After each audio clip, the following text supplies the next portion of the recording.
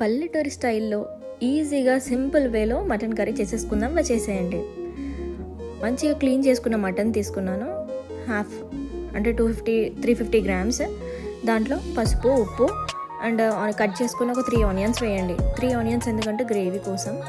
వేసాక వాటిని మంచిగా కలిపేసి కొంచెం వాటర్ ఇనిగిపోయేంత వరకు పెట్టేసుకోండి. ఆ తర్వాత దాంట్లోనే కారం వేసి కలుపుకుంటూ ఆ వాటర్ అంతా ఇనికిపోయేంత వరకు కలుపుతూ ఉండండి.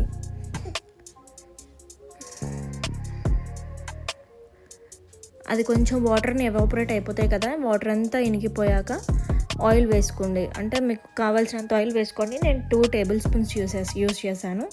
ఆయిల్లో కొంచెం అవన్నీ మసాలాలు పట్టేసుకున్నాక టమాటోస్ కూడా కొంచెం మన గ్రేవీ టెక్స్చర్ ఇస్తుంది కాబట్టి ఒక 3 మీడియం సైజ్ టమాటోస్ తీసుకొని వాటిని కూడా వేసేసుకోండి. టమాటోస్ మొత్తం మెత్తగా అయిపోయాక ఇప్పుడు మనం మధ్యలో చీల్చుకున్న పచ్చిమిర్చి, పుదీనా, కొత్తిమీర ఇవన్నీ ఒకటేసారి యాడ్ చేసుకోండి.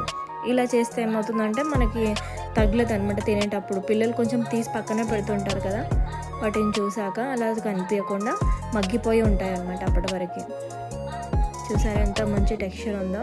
కొంచెం లైట్ గ్రేవీ కోసం కొంచెం పులుపుగా ఉంటే బాగుంటుంది కాబట్టి పల్చగా ఉన్నప్పుడు కొంచెం చింతపండు యాడ్ చేశాను. నిమ్మకాయ చింతపండు నానబెట్టుకున్నాను. దాన్ని తీసేసి గుజ్జుని దాంట్లో వేసి మీకు కావాల్సినంత వాటర్ తీసుకోండి. నేను 1 గ్లాస్ తీసుకున్నాను. యాడ్ చేసి విజిల్స్ పెట్టేస్తే అయిపోయింది. టేస్టీ.